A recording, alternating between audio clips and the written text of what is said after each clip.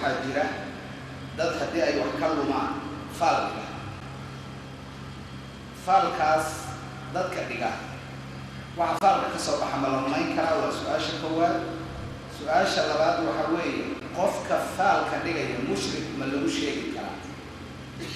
su-aasha saddexaad waxa weeye xukunka qofka faalka dhiga muxuu yahay ruuxa faalka dhigaayo waa caraf baa la yidhaahdaayo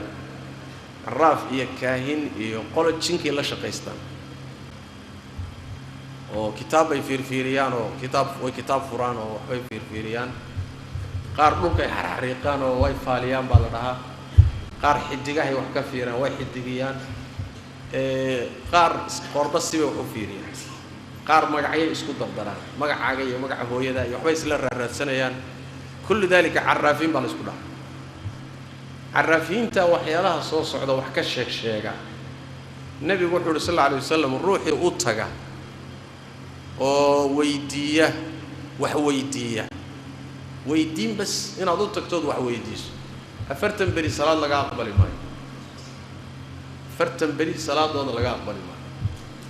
haddii intuu wax kuu sheego aad ka rumaysatana wixii nabi maxamed lagu soo dejiyay waa wad ku kufridayba ya ninkii u tagay haddii sidaa leeyahay kii waxaan sameynaya ka waran marka xalgiisa xagee jooga aad buu khatar weeye laana waxyaalaha ilaahay uu khaas leeyahay qaybiyaad iyo waxyaalaha lumay iyo waxyaalaha maqan waxyaabahaasi ilaahay baa og tabaaraka wa tacaala waxaan uu xariiqayana inta badan wax ka jira male waa been iyo khuraafaad sidaas daraadeed arrinkaasi waa arrin khaldan hadduu ruuxu jaahil yahay waa in la baraarujiyo waa in wax loo sheego waa in muxuu ahay wax la baro ayuu u baahan yahay laakiin inaan lagu caawinin oo loo tagin oo wax la weydiinin oo xoolo loo geynin oo taasi waa khalad suxaradoo kale way kuwa saaxiriinta iyo mushacwidiinta iyo waxaas oo dhan baa isku baab ah wallahu a'lam jazakumullahu khayran